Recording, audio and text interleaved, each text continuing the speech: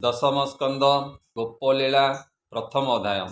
ଗନ୍ଧଇ ଦେବ ଲମ୍ବୋଧର ପାଶ ଅଙ୍କୁଶ ବେନିକର ପୃଥଳ ଜଠର ସୁନ୍ଦର ଗଜବଦନ ଗଣେଶ୍ୱର ଅନାଦିନାଥର ନନ୍ଦନ ଅମୃତ ପାନେ ତ ସମନ ଯଜ୍ଞ ଆରମ୍ଭେ ତୋର ପୂଜା ଉତ୍ତରୀ କଣ୍ଠେ ନାଗରାଜା ଶ୍ୟାମ ସୁନ୍ଦର ତନୁବର୍ଣ୍ଣ ଅଶେଷ ବିଘ୍ନ ବିନାଶନ ତାର ମହିମା ମୁଖେ କହି କେ ଅଛି ନର ଦେହ ବହି କରସୁ ଦୟା ଗଣନାଥ କହିବି ଶ୍ରୀକୃଷ୍ଣ ଚରିତ ନମହି ପ୍ରଭୁ ନର ହରି ହିରଣ୍ୟ କଶୁପୁ ବିଦାରୀ ଉଦୟର ବିଜିଣୀ ତେଜ ସୁନ୍ଦର ଶୋହେ ଚତୁର୍ଭୁଜ କୁଣ୍ଡଳ ଶଶୀ ଦିନକର ନକ୍ଷତ୍ର ମାଳା ହୃଦୟାର ବ୍ରହ୍ମାଣ୍ଡ ମାଳ ମାଳ ହୋଇ ତୋଲୁମ ମୂଳେ ଛନ୍ତି ରହି ଧର୍ମ ପାଳକ ତୁ ଜଗତେ ଶରୀର ବହୁ ଭୃତ୍ୟ ହିତେ ଏ ଦୁଷ୍ଟ ନିବାରି ସନ୍ଥ ପାଳୁ ତୁ ନାଥ ପରମ ଦୟାଳୁ କରସୁ ଦୟା ନର ହରି ତୋ ଲୀଳା କହିବି ବିସ୍ତାରୀ ପରମ ମଙ୍ଗଳ ତୋ ନାମ ଶ୍ରବଣେ ଖଣ୍ଡେ ବିଘ୍ନମାନ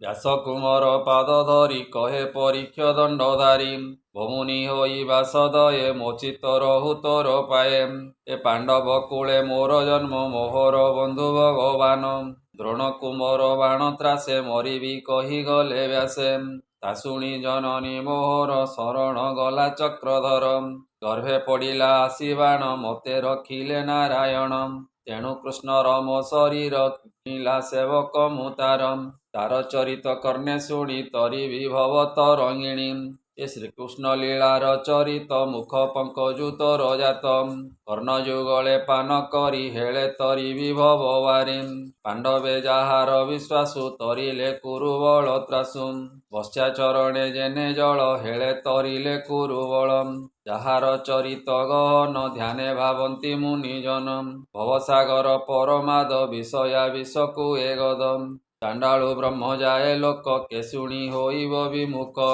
ଅଶେଷ ଜନ୍ତୁ ଦେହ ବହି ଯେ କାଳ ରୂପେ ଛନ୍ତି ରହି ମାୟା ମନୁଷ୍ୟ ରୂପେ ଜାତ ନିବେଦି କଲେ ମୃତାମୃତ ନବମ ସ୍କନ୍ଧେ ମୁହିଁ ଶୁଣି ସେ କଥା ମନେ ମନେ ଗୁଣି ବିଚାରି କଲି ଭ୍ରମଚିତ ଭମୁନି କହିବା ତଦନ୍ତ ଏ ଶ୍ରୀ ଭାଗବତର ସିଦ୍ଧାନ୍ତ ଅମୃତର ସମୟ ଗୀତ ଯାଦବ କୂଳେ ଯଦୁବଂଶେ ଜନ୍ମ ହୋଇଲେ ଦେବ ଅଂଶେ ନୀଳଧବଳ ରୂପ ଦୁଇ ଦେବକୀ ଗର୍ଭେ ଜାତ ହୋଇ ହେମନ୍ତେ ରୋହିଣୀର ସୁତ ରାମକୁ କହନ୍ତି ଜଗତ ବେନି ଉଦରେ ଏକ ଦେହ ଭମୁନି ଫେଡ଼ିବା ସନ୍ଦେହ କେବଳ ହେତୁ ଭଗବାନ ଗୁପତେ ଗଲେ ବୃନ୍ଦାବନ ଏ ଭକ୍ତକୁ ତାରିବାର ଆସେ ରମିଲେ ବାଳକ ବିଶ୍ୱାସେ ପୁଣି ହିଁ କେତେ ଦିନେ ହରି ମିଳିଲେ ମଥୁରା ନଗରୀ ଏ ଜଗତ ଜନକର ଗୁରୁ ଯାହା ମହିମା ମହାମେରୁ କିମ୍ପା ଅନୀତି ଆଚରିଲେ ସୋଦର ମଉଳା ମାଇଲେ ଏକି ତାଙ୍କର ପରମାଣ ଯାହାଙ୍କ ନାମ ନାରାୟଣ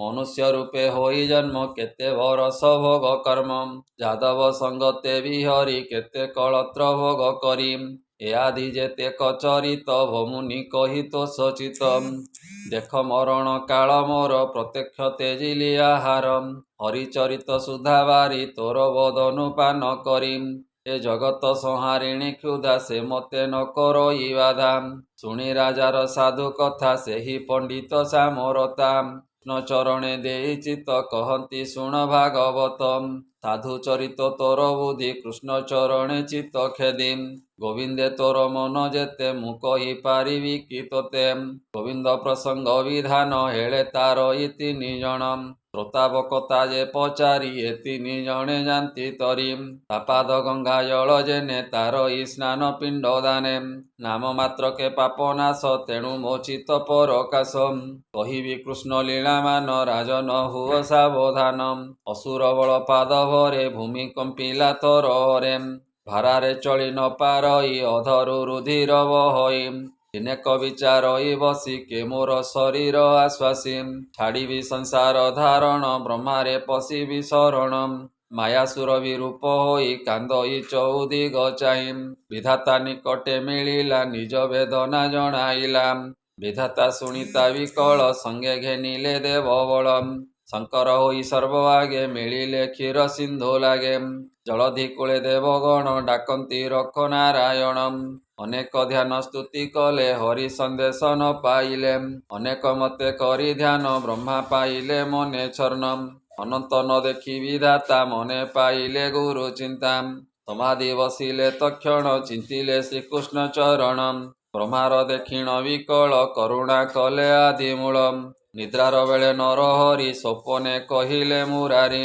ବ୍ରହ୍ମାକୁ ଦିଶିଲା ଏ ସନ କହନ୍ତି ପ୍ରଭୁ ଭଗବାନ।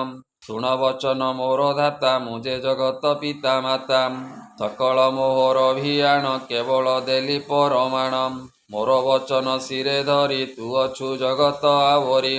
ବେଦ ବିଚାରି ସୃଷ୍ଟି ପାଳୁ ମେଦିନୀ ଭାରେ କିମ୍ପା ଭାଳୁ। ମୁଁ ତାହା ଜାଣଇ ଯେ ସର୍ବ ନାସିବି ଅସୁରଙ୍କ ଗର୍ବ। ଏବେ ସକଳ ଦେବେ ଯାଅ ପଞ୍ଚମଣ୍ଡଳେ ଜାତ ହୁଅ। ଯାଦବେ ଆଦି ସପ୍ତବଂଶ କଂସରେ ହୋଇବ ବିଶ୍ୱାସ। ଗୋପୀ ଗୋପାଳ ରୂପ ହୋଇ ଗୋପେ ଜନ୍ମିବ ଦେହ ବହି। ମୁଁ ଜାତ ବସୁଦେବ ଘରେ ବଢ଼ିବି ଯାଇ ଗୋପପୁରେ। 16,000 ଗୋପ ନାରୀ ରମିବି ବୃନ୍ଦାବନେ ହେରି। ଅନେକ ମାରିବି ଅସୁର ଖଣ୍ଡିବି ଅବନୀର ଭାର। ଭକ୍ତଜନକୁ ଉଦ୍ଧାରିବି ପୁଣି ହିଁ ନିଜ ରୂପ ହେବି। ଏବେ ହୋ ଯାଅ ତୁ ସତର କହିବୁ ଦେବଙ୍କ ଆଗର। ଶୀଘ୍ରେ ହୁଅନ୍ତୁ ମର୍ତ୍ତ୍ୟ ଜନ୍ମ କହି ହୋଇଲେ ଅନ୍ତର୍ଧ୍ୟାନ। ସ୍ୱପନ ଚେତି ବେଦବର କହିଲେ ଦେବଙ୍କ ଆଗର। ଶୁଣି ସାନନ୍ଦ ଦେବଗଣେ ନମିଲେ ଧାତାର ଚରଣେ। କହନ୍ତି ଶୁଣ ବେଦବର ଯାହା କହିଲେ ଚକ୍ରଧର। ଅବନୀ ମଧ୍ୟ ଦେହ ଧରି ଗୋପେ ଯାଦବେ ଅବତରୀ। ହୋଇବୁ ଏ ଆମ୍ବର ସତ୍ୟ କି କହିଲେ ଜଗନ୍ନାଥ। କଥା କହ ପ୍ରଜାପତି ଶୁଣି ନିର୍ମଳ ହେଉ ମତି। ବ୍ରହ୍ମା ବହିଲେ ଦେବେ ଶୁଣ ଯାହା କହିଲେ ନାରାୟଣ। ଯାବତ ବସୁଦେବ ଘରେ ଜନ୍ମିବେ ଦେବକୀ ଉଦରେ। ହରିର କଳା ଏ ଅନନ୍ତ ଆଗେ ହୋଇବେ ଗର୍ଭଗତ। ମାୟାର ଯୋଗ ବଳେ ହରି ଦେବକୀ ଗର୍ଭୁ ତାହା ହରି। ରୋହିଣୀ ଗର୍ଭେ ତାହା ଥୋଇ ଦାସ ବତ୍ସଳ ଭାବଗ୍ରାହୀ। ଆପଣେ ପ୍ରଭୁ ଜଗନ୍ନାଥ ଦେବକୀ ଗର୍ଭେ ହେବେ ଜାତ। ଏ ଦୁର୍ଗାଙ୍କୁ ଯଶୋଦାର କୋଳେ ଜାତ କରିବେ ଯୋଗ ବଳେ। ହେମନ୍ତ ତରିବେ ସଂସାର ଦାସ ବତ୍ସଳ ଦାମୋଦର। ଶୁଣିଣ ବିଧାତା ବଚନ ଦେବେ ଆନନ୍ଦ କଲେ ମନ। ଚାହିଁଲେ ଧରଣୀ ବଦନ କହନ୍ତି ଧନ୍ୟ ତୋ ଜୀବନ। ତୋର ଉପରେ ଚକ୍ରଧାରୀ ମନୁଷ୍ୟ ଦେହେ ଅବତରୀ। ନାସିବେ ତୋର ଦୁଃଖ ରାଶି ଆମ୍ଭେ ଦେଖିବୁ ବ୍ରହ୍ମ ରାଶି। ମହି ଆଶ୍ୱାସୀ ଦେବଗଣ ଚଳିଲେ ଯେ ଯାହା ଭୁବନ। ଏବେ ଶୁଣ ମହିପତି ଯେମନ୍ତ କଲେ ଲକ୍ଷ୍ମୀପତି।